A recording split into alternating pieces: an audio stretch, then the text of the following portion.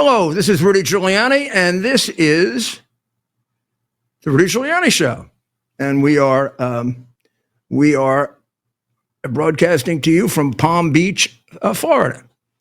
And as you can see, we are still concentrated on Rome to some extent, because we know that within 10 days or so, the conclave will begin to select the next pope, and later on in the show, we'll bring you up to date on that and the candidates who are emerging as the number 1, 2, 3, however you do it. And I have a feeling that unlike other conclaves, maybe, I mean, I know some of them, this one, there's going to be a lot of discussion during this week.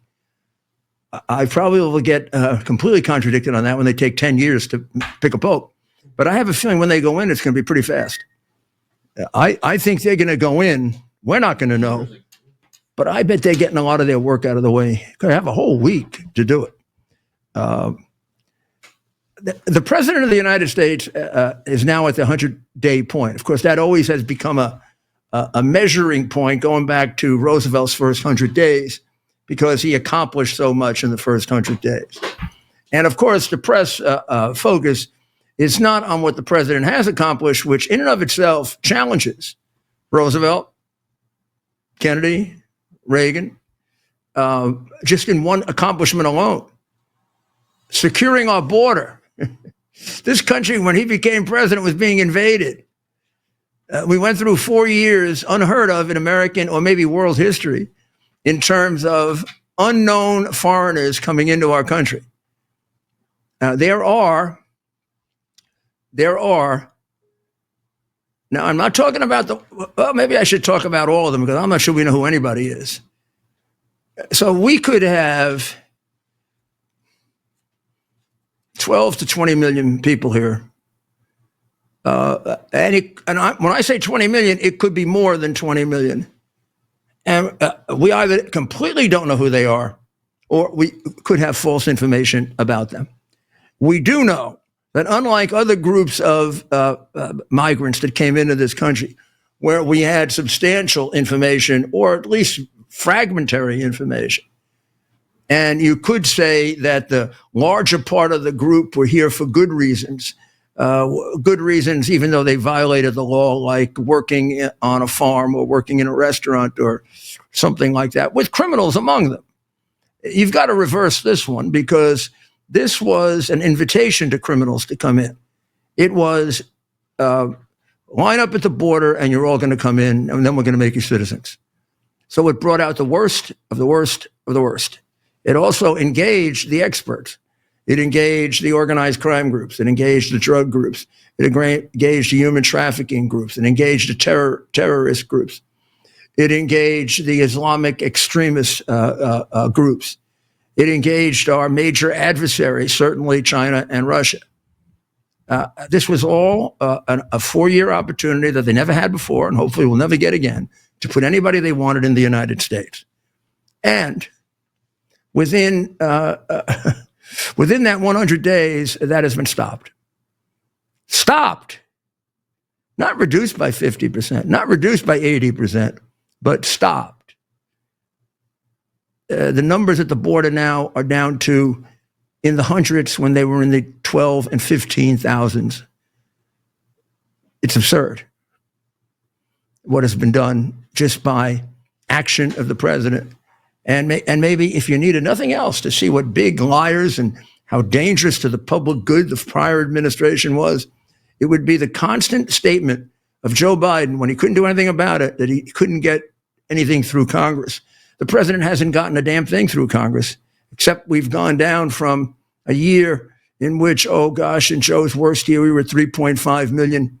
I don't know if we're going to be at 100,000. I don't know. All done by one president to destroy us and by another president to save us. That alone is a credential to being a great president. That one thing alone.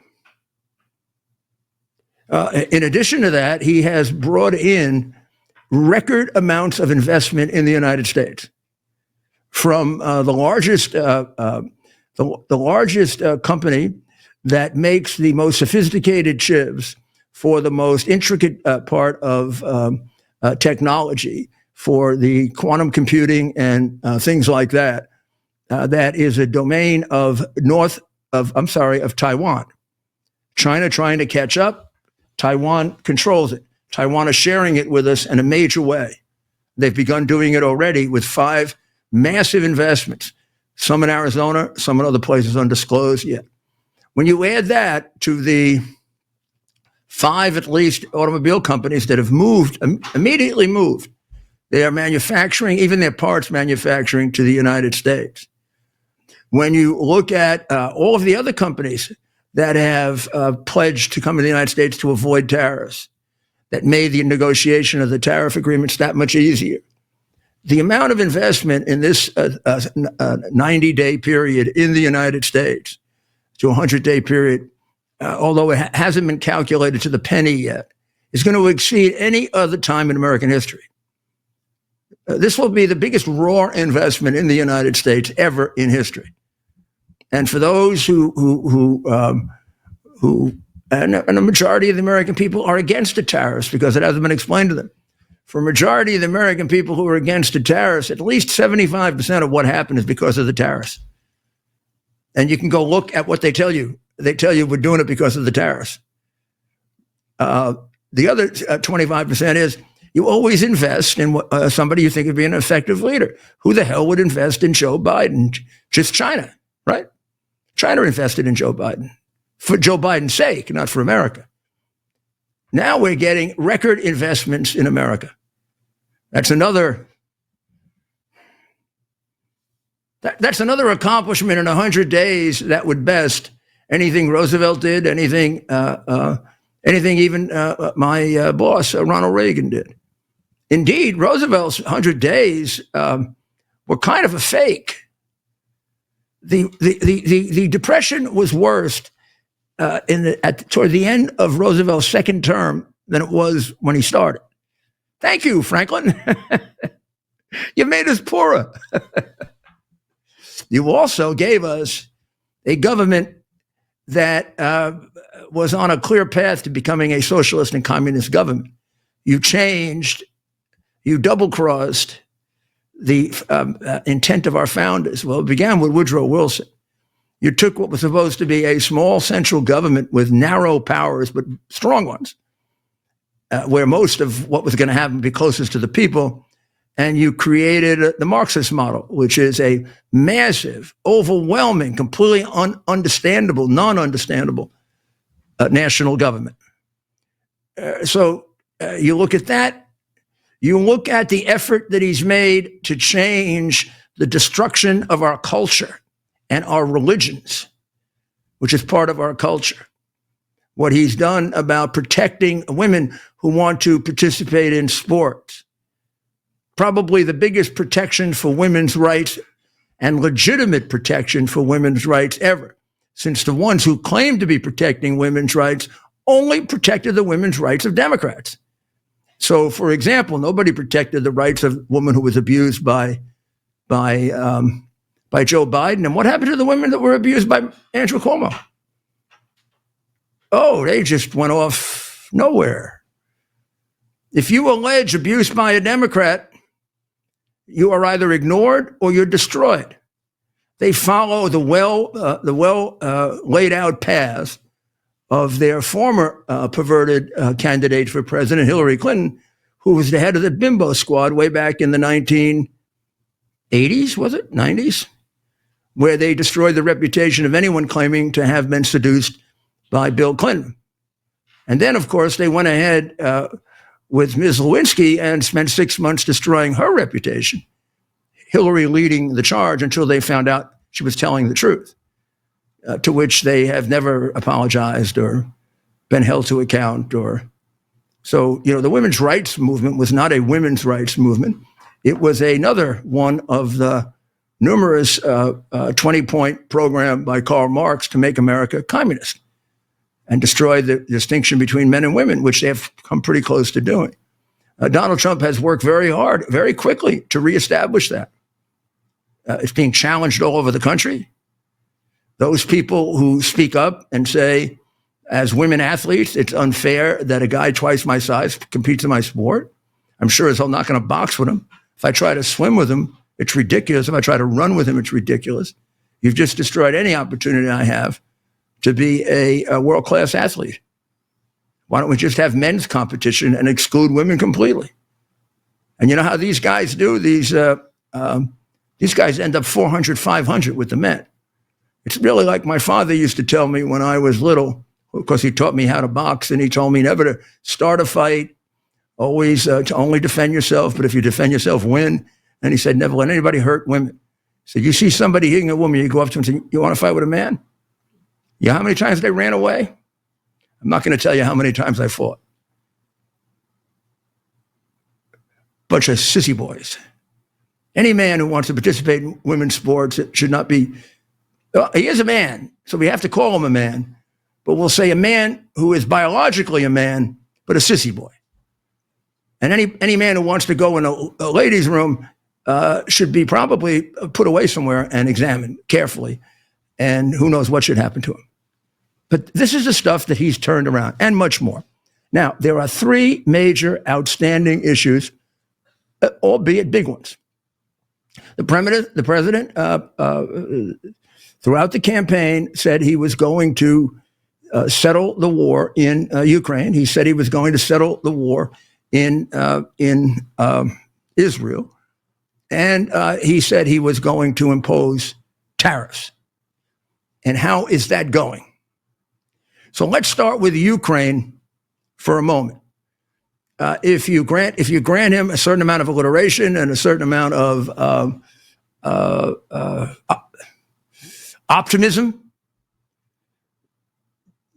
when he said, I'll settle it before I come into office, or I'll settle it right away, or we all knew that wasn't so. What we knew was he would put 100% effort into settling it as soon as he came into office and before.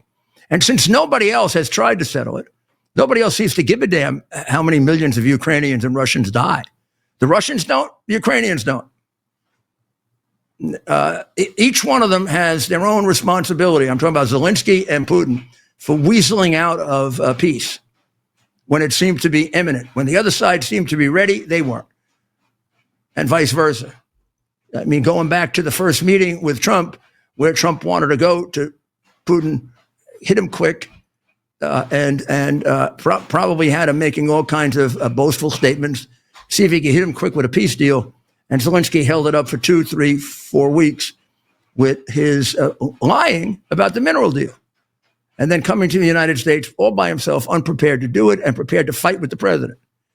That got them a 3 to 4 week delay, but it did something worse than that. It gave Putin an idea. And I'm when the history of this is written, you'll find out if I'm right, but I think I am.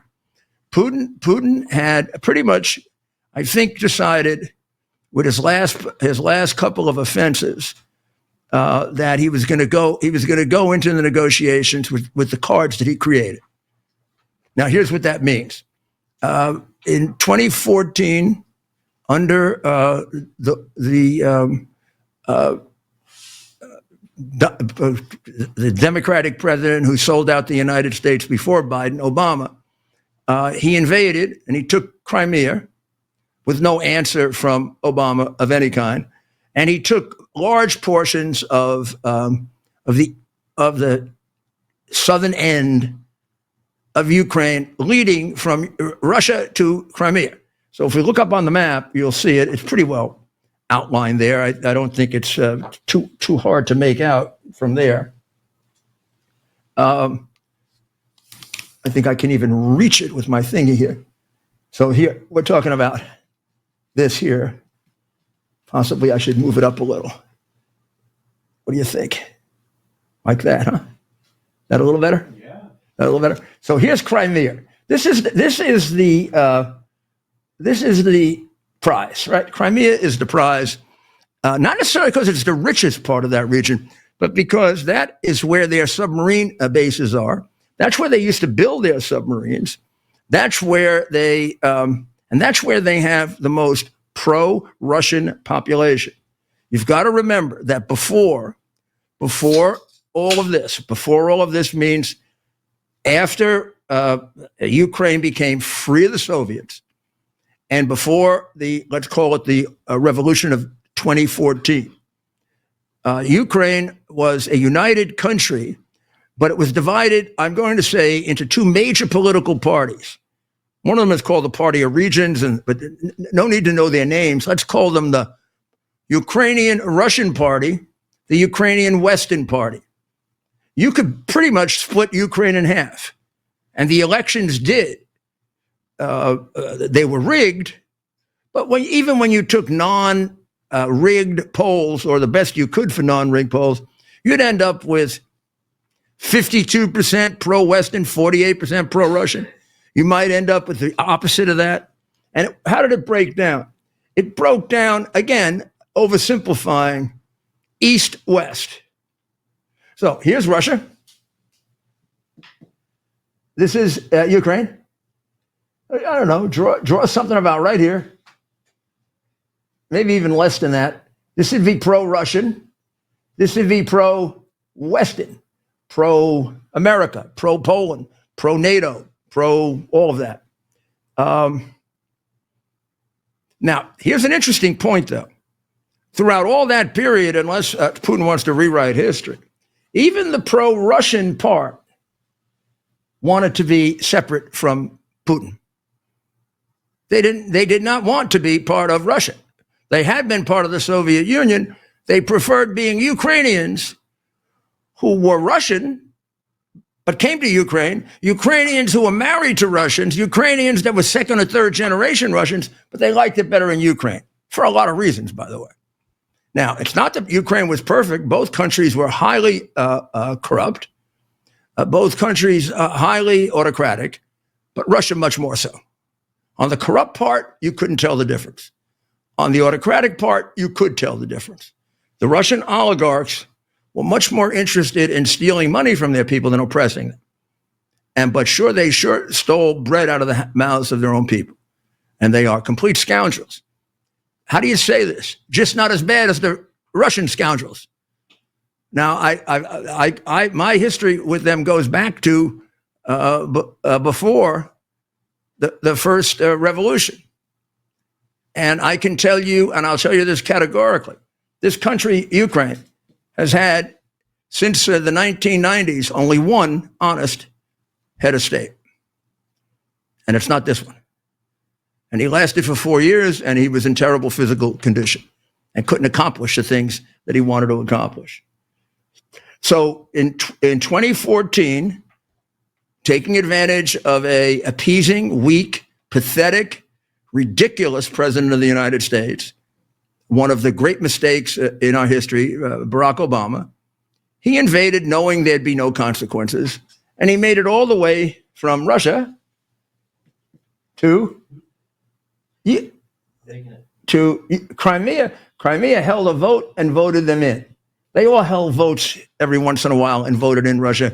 The only one that can be counted on as a real vote is the one in Crimea, because of all the countries, all the areas, the only one that legitimately voted for Russia was Crimea. He was going along just fine until Trump came in, and as President Poroshenko, good friend and co-conspirator and co-crook with Biden, told me, Obama gave him nothing to defend themselves with. He actually said he gave us slingshots. It was your guy that gave us the weapons. Well, with the weapons, they were able to hold Russia off from a complete capture of Ukraine. If he had that in mind for this stage, we don't know that. Maybe when it's over and we get records 10 years from now, we'll find out. When he first invaded under Biden, it was after Biden's incredible traitorous activity in Afghan and cowardly activity in Afghan. But Putin is smarter than that, and Putin is shrewder than that. He also tested him in a game of chicken that our press, either out of their ignorance and stupidity or their bias for Biden just ignored. He taunted him, and got him to say on the record, maybe 30 or 40 times, "Oh, don't invade, but no boots on the ground. No boots on the ground. No boots on the ground. No boots on the ground. No boots on the ground. No boots on the ground. None, please, Vladimir. No boots on the ground, please, Vladimir, don't." Well, at that point, Vladimir said, I'm putting my boots on the ground if they're not putting yours. Jeez, I never had it so easy. I had this guy, Trump. I never knew what the hell he was going to do.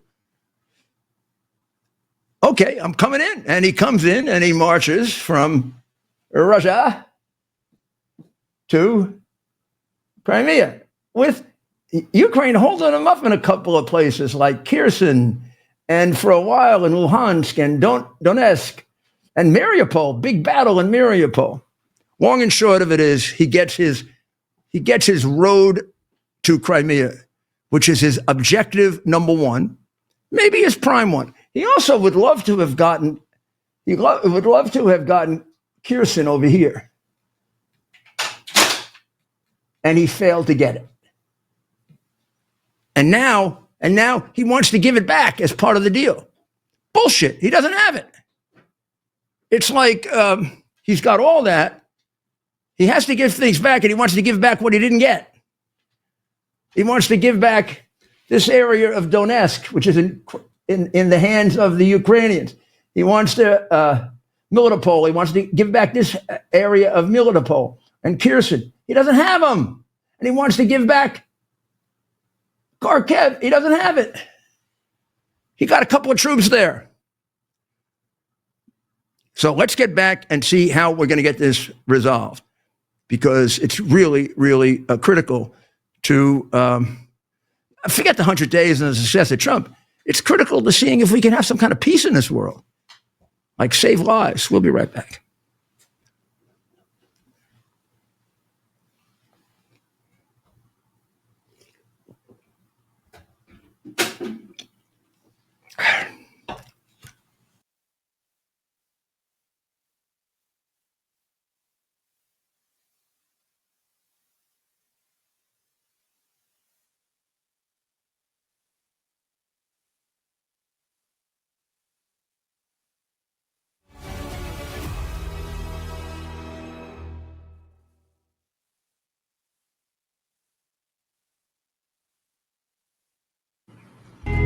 All hands on deck. Here we are, pretty much at the beginning of the process here at this pristine, I call it a laboratory, or not like a factory, it's like a hospital. This is the beginning of the process. I don't know what the heck's for going roasting. on, but these delays are very annoying. Very good quality. Most people don't use this quality. We deal with small farmers because they like to know who we're dealing with.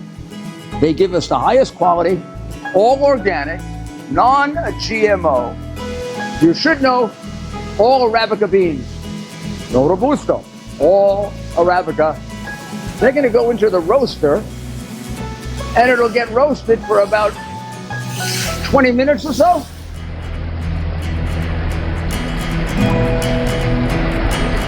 Oh my goodness, look at these. My goodness.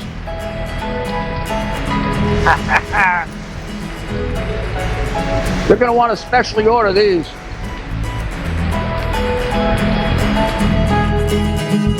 This is what goes into Rudy's Coffee.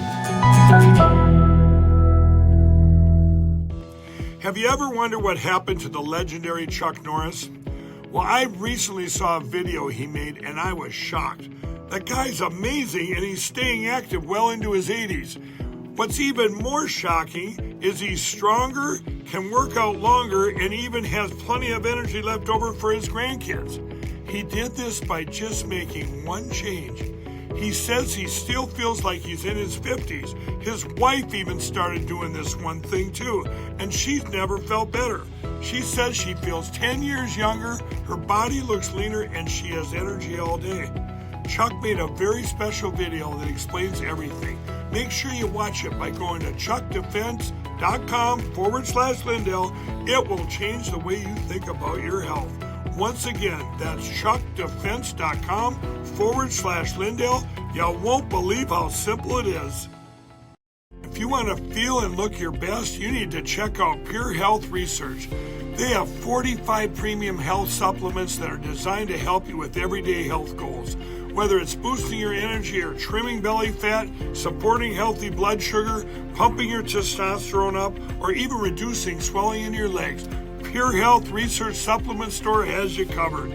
Each formula is crafted with natural, non-GMO ingredients, backed by clinical research and manufactured right here in the USA. And here's the best part. Pure Health Research is offering you an exclusive 35% discount. Just go to purehealthresearch.com and use promo code Lindell at checkout. With their 365-day money-back guarantee, there's nothing to lose. So head over to purehealthresearch.com now, explore their 45 amazing supplements, and save 35% before this deal ends with promo code Lindell. Ourselves.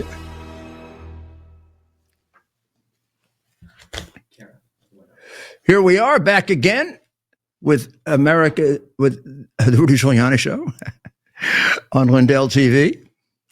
And as I said, Ukraine is now at a point where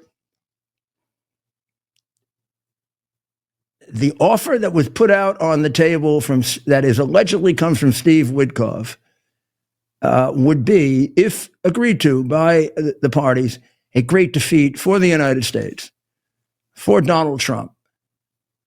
It cannot be spun as anything else. It essentially would give Putin everything that he has. He would give back a teeny bit of what he doesn't have, which we all know he doesn't have. He would agree not to attack. And then Russia would be given security guarantees, as good as security guarantees without the involvement of the United States, just Europe. That's a minus already, right? They would have to agree to give away forever a part of their sovereign territory of Crimea, give away conditionally 20% more of their country, get nothing back, except a security guarantee secured by France. They have a security guarantee guaranteed by the U.S. and Russia that was broken. And finally, they would be given territory back around Kherson, which they actually now occupy. They would also enter into a mineral deal with the United States, which from our point of view is doing them a favor, and from their point of view is doing us a favor. So it really does come down to Russia gets everything it wants short of the entire Ukrainian country. It gets all of the precious minerals in that area. It gives nothing back to Ukraine. It enters into no serious security guarantee, or a security guarantee that is guaranteed by something less than the United States. I'm sorry, I can do a lot to interpret. I am a very, very big fan of the president, but I'm also a man of honor and integrity, and I have a very balanced view on Ukraine. I don't think we should go to war for Ukraine, and I don't think Ukraine was all right in what it did here. I don't think Zelensky should be dumped. Zelensky's a massive crook, which America is covering up, as well as Russia. This would be a massive defeat right at the very beginning of the Trump administration. And it would remove a lot of the Reagan effect. I'm going to attack you if you don't, because he basically has given the whole ball game to Ukraine. So I think it's critical that this change dramatically. And it is also critical that the president, I heard, we might want to listen to Marco Rubio explain it if we have that ready.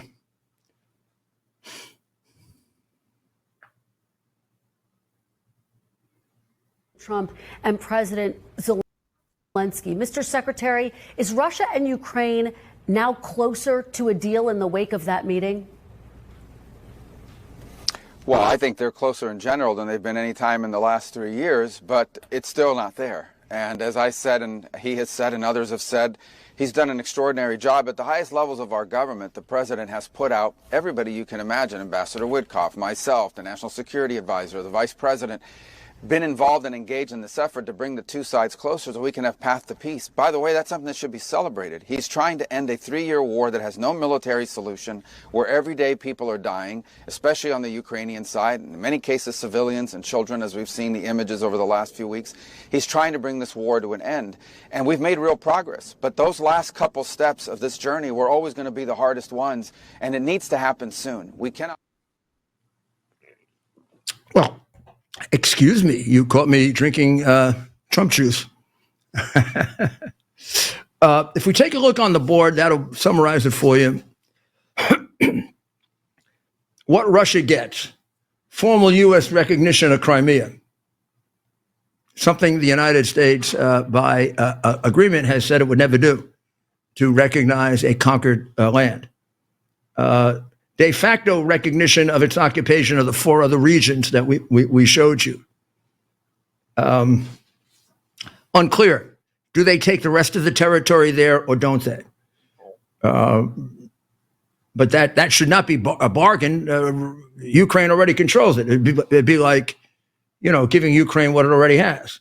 A pledge that the United States would not support Ukraine becoming a member of NATO. Major concession to Russia forever, and major condemnation of the Ukrainian people being dominated by their Russian overlords. Lifting sanctions to boost Russia's economy. For what? They didn't give up anything except killing people. They didn't give up Ugatsa. And they get more economic opportunities to cooperate with the U.S. They didn't earn it. You look at that and you say to yourself, man, somebody negotiated a great deal there and took advantage of the other guy. What does Ukraine get? Oh, let's see now. That might make the difference. Assistance from military forces as a robust safety guarantee following a ceasefire. Now you want to just cross it all out? The U.S. would not be involved. You think Russia gives a damn about all those other European powers but the U.S.? So that's zero. Russia, there you could put down, Russia gets zero. Ukraine gets zero. Russia gets 1, 2, 3, 4, 5. Russia gets zero. Russia would return a small portion of Ukraine's Kharkiv Oblast occupied by Moscow. They are not occupying any part of the Kharkiv Oblast. They have been defeated there 3 times. Right now, it would take 10 Ukrainian troops to get rid of whatever Russians are hanging around. That's garbage. It's not even on the map. You see, Russia, all the territory Russia has, at 200 miles north. That's getting zero. Navigation rights in the Dnieper River, which runs along the front lines. They have that already. And they have access to the sea already. Again, they're getting nothing. Assistance in post-war building. Money. We're going to pay them money. Well, we give them plenty of money under the table. This is a complete wipeout and a massive win for Russia that doesn't deserve it. That Russia could not conquer Ukraine is an indication that Russia is exaggerated. And it has been weakened dramatically. And its economy sucks. And what we should do instead is say, we're tired. You're both holding it up, but Russia's holding it up more. So we're putting maximum sanctions on you and crushing your damn economy, Russia.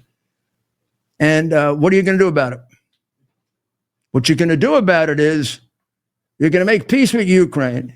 You're going to give them back. You're going to give them back about 30% of what you took from them. You can keep 70, and we're going to pick parts of what you give back because we're going to have a mineral deal with them, And 1/3 of the minerals you're holding on to. So we want to grab some of those from you, too. You got to contribute.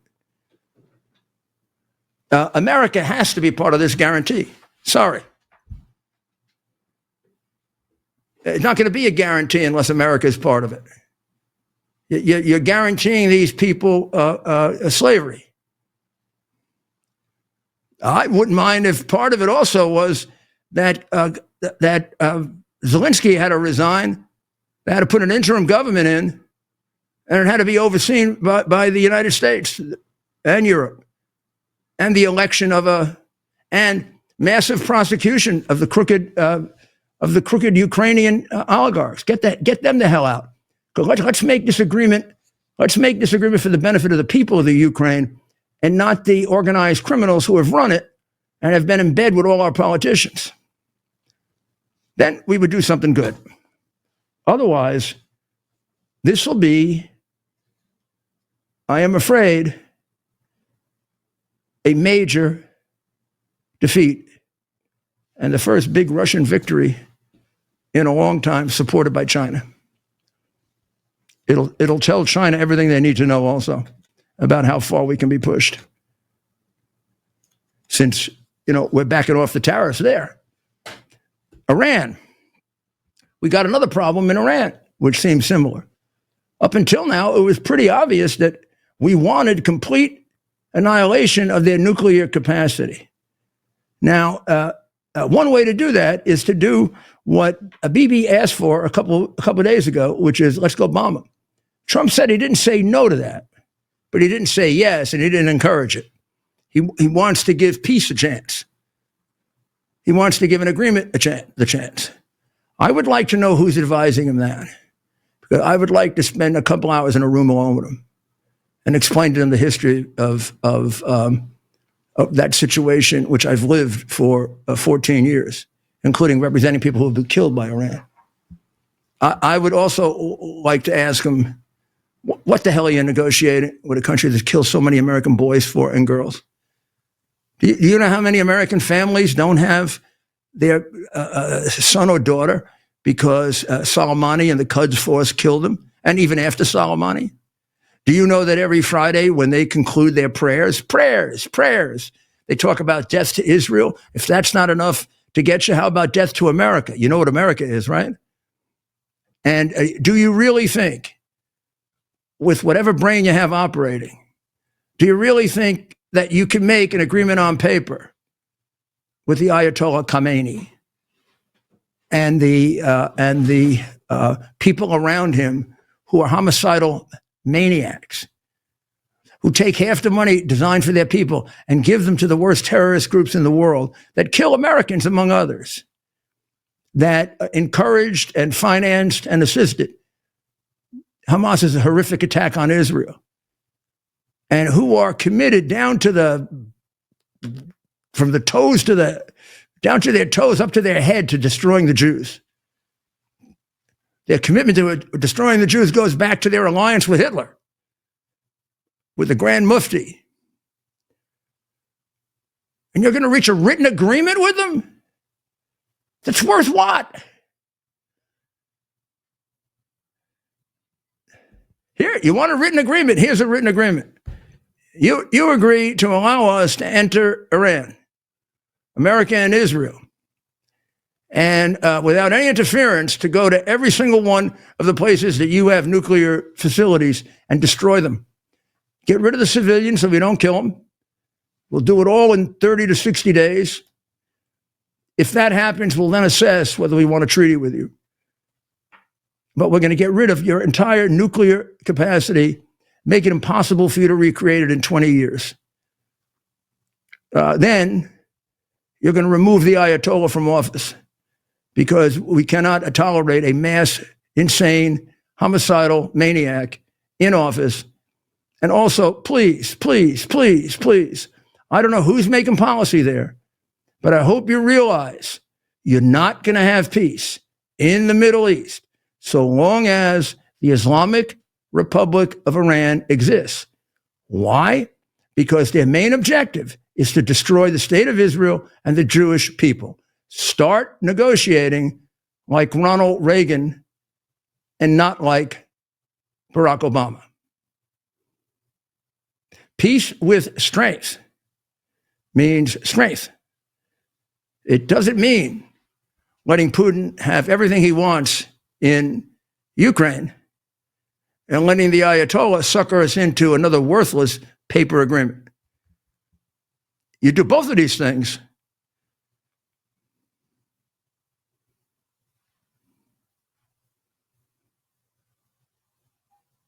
well, I don't predict what happens. The third issue on the table that is in question is of less concern to me because I believe I know how it's going to work out. These two, we're talking about life and death, good and bad, good and evil. Those things that if you do it will get you to heaven, and those things if you don't do it will send you to hell. The third one, we're talking about not the typical, but we're talking about deliberate misunderstanding of what Trump is doing, because his use of the tariffs, which although very unpopular now with the press and the American people, is brilliant. Nothing short of brilliant. Nobody could have done this. No tariff has gone into effect that's hurting us yet. Many tariffs have not gone into effect that's making trillions of dollars for us. And the silly little idiots who sit in, I don't know where they sit, or what they look at, or what they think about, or how they inflate their stupid little egos. But how can you not make a list of all the money that's come into the United States with the country saying, like sticking it in your nose? You're saying no tariffs, no tariffs, and Taiwan says we have a monopoly on making the most complex chips in the world, without which you will not be able to do next generation computing to protect yourself. And we're going to share it with the United States to the tune of trillions of dollars. Because, well, in their case, it's a dual situation. It's escaping the tariff, but also securing against a possible invasion by China. Well, we'll come back to the tariffs because we have with us our good friend, Kara Castronova. And Kara is, I believe, at the White House today.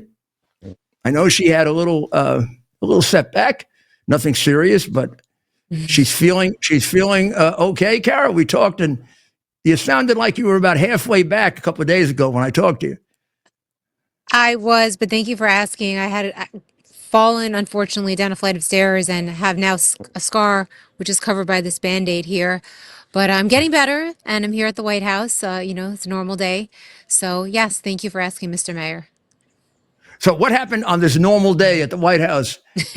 Well, it was a normal day because I was here reporting, but as you can see behind me, this was installed yesterday. This is mugshots and photographs behind me on the lawn in front of the White House of all of the illegal immigrants that President Trump has had arrested and deported. A lot of them arrested for things, as you can see behind me, like murder, sexual assault of a child, rape, lewd acts with a minor, fentanyl, and all of these things. So this is what we came here today and saw when we walked in, all of these signs up here at the White House. A lot of reporters doing their reports in front of these, which is a good thing because I think it's really making the public aware of the arrests that Trump has made. There was a special press briefing today with Caroline Levitt and Tom Holman, who really just highlighted the accomplishments of the Trump administration for the past 100 days, specifically pertaining to immigration. Really a lot. It was really just astounding. Remarkable. I don't know if you got to catch that briefing, but illegal border crossings are down by 95%. This was announced today. Illegal immigrant gotaways. Those are people that literally just jump the border and they don't get stopped and they just got away into the country. The top threat to public safety, according to the Trump administration, is down by 99%. And according to Fox News correspondent Bill Malugin, if Fox were to send me down there right now, I would have trouble finding a single migrant on camera. Like, there are no migrants crossing the border right now. It is down tremendously. And that was something that was really highlighted today. And I have a couple clips for you. I have one from Caroline Levitt to share with you, where she's really just highlighting again the Please. accomplishments of the administration. So please take a listen to clip number one, Caroline Levitt this morning. Between go. President Trump's inauguration and April 1 of this month, only 9 illegal aliens were released into the United States, a staggering 99.99% decrease from the more than 184,000 illegal aliens who were released into the country under Biden during the same period last year. The number of unaccompanied illegal alien children arriving at the border has also hit a record low. Total attempted illegal crossings at the southwest border hit a record low in February, only to fall to another new record low again last month in March. Just listen to these incredible numbers. In March 2024, under Joe Biden, Border Patrol encountered approximately 140,000 illegal aliens at the southwest border. 1 year later, in March 2025, under President Trump, Border Patrol encountered just over 7,000 illegal aliens at the southwest border.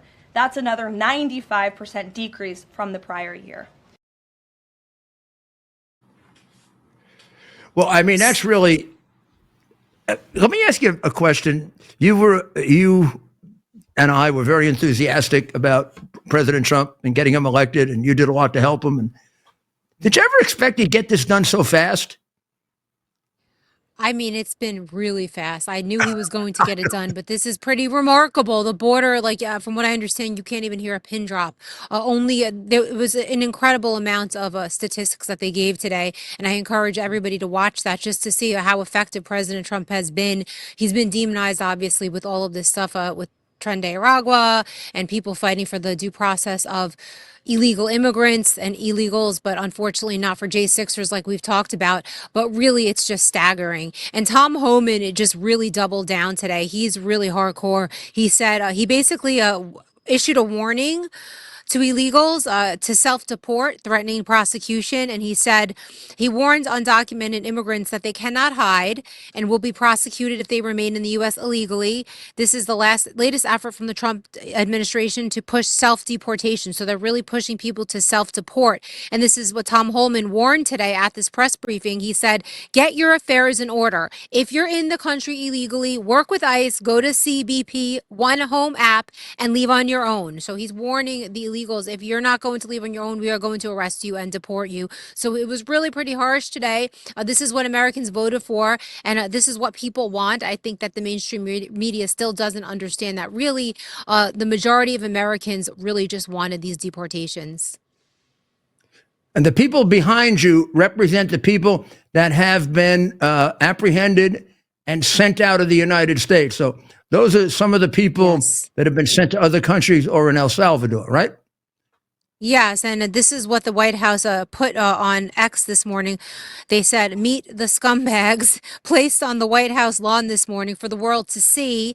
The worst of the worst criminal illegal immigrants sent back to where they belong in President Trump's first 100 days. This was posted by the White House Rapid Response account on X. So that was the actual official statement by the White House regarding these pictures behind me. And, you know, we've been looking at them all day and kind of just pondering really just how incredible this is. Joe Biden obviously had an unprecedented amount of illegal border crossings. Again, that was really highlighted and sort of compared and contrasted just how many illegals Trump has been able to get in the first 100 days out. I think it's comparable to what Joe Biden did his entire term or some incredible number like that. And I do have one more clip for you, Mr. Mayor, of Tom Homan, clip number 4, where he's talking about judges, because as you know, those judges were arrested for sort of aiding and abetting those illegals. That's what they're being accused of.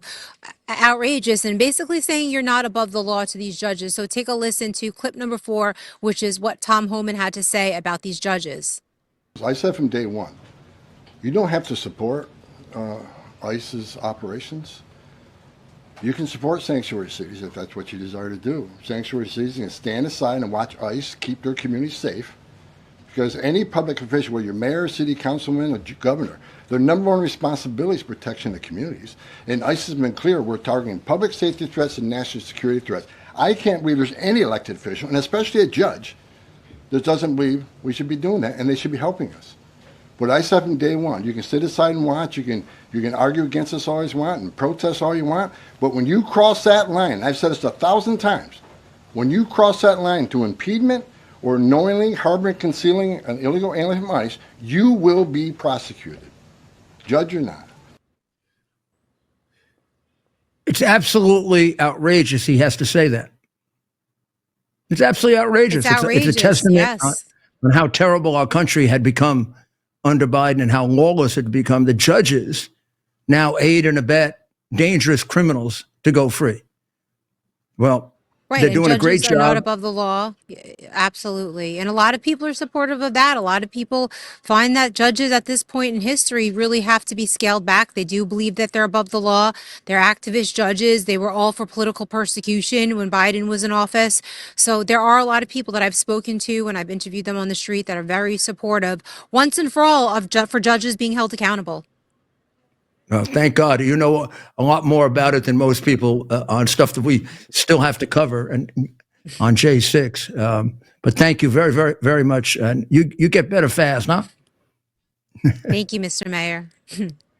Have a Isn't great she night. great? Have a good show. She is really terrific. That was a great report. Really summarizes everything on that very, very beautifully. And I think shows the tremendous accomplishments of this administration.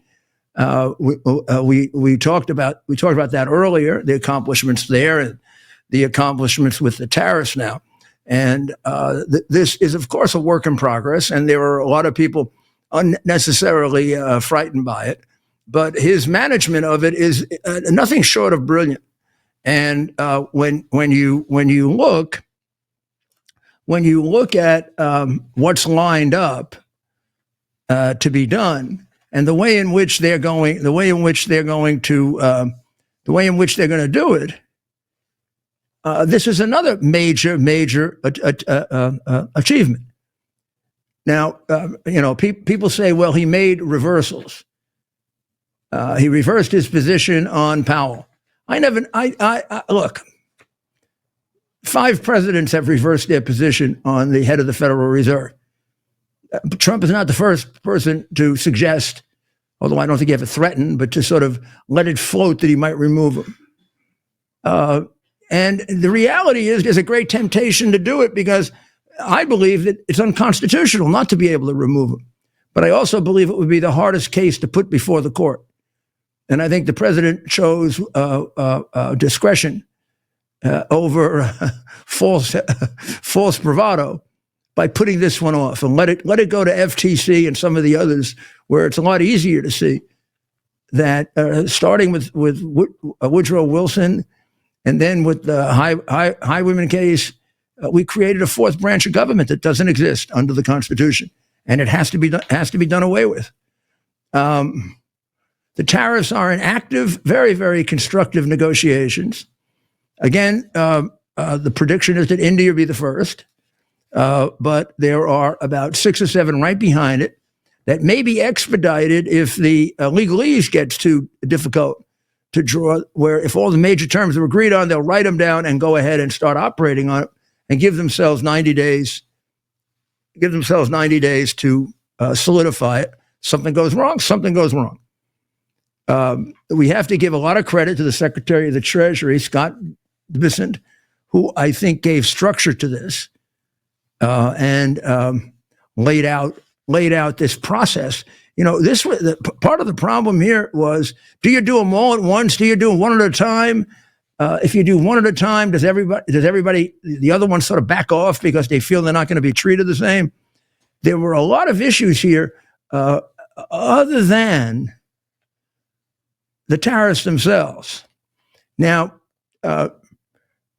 The strategy for the trade talks has really been nothing less than remarkable because they've got 18 pretty much done. They've got another 24 close, and then they got a bunch of others. And it looks like they've put them in the right order. So I would say, although you haven't seen all the results of this yet, any fair observer, which excludes most of the press, would say this is a remarkable accomplishment. And by the next quarter, this is going to be another historic achievement. And I'm hoping, you know the two I'm praying about, and those are Ukraine and Iran. I'd like to see those be historic also. I did on Friday recommend the article by Kimberly Strassel, where she and I don't agree completely on tariffs and things like that. But I do think, and this is in the area where I find some sensitivity and some weakness. There needs to be a complete rededication to peace through strength. And peace through strength only works if they're afraid of you. You give them one back off from the red line, like Obama did, it's over. And that's why I want to see agreements that are weighted in favor of Trump here. That shows how tough he is, because they will play a big role in what we're going to have to deal with in China also, because no one's watching this more closely than Xi Jinping. So Bibi, will go along because he has to, but he has tried this weekend. He said the only thing that would really work is that the entire nuclear infrastructure is dismantled. Tehran has to be completely free of nuclear capacity. Remove all of the infrastructure, akin to what happened in Libya in 2003, where we went in and took it out. So I think that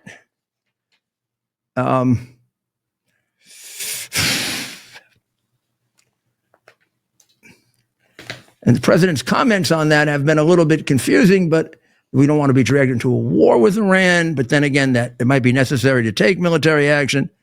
And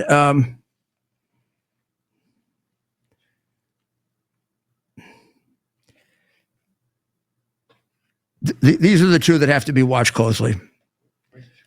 Melanie Phillips in the Post has written, President Trump's attitude toward Iran is causing many to scratch their heads.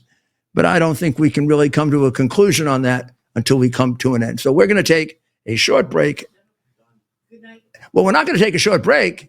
We're right near the end here, and when we come back to America's Mayor Live on X in about 3 minutes, we will be talking to you about the Pope and about a lot of politics that are going on, and give you some focus on who's going to be selected. So God bless America. Please, dear God, pray for the success of these peace talks on terms that will affirm peace and affirm decency and democracy and peace and security for the people of the world. And of course, God bless America.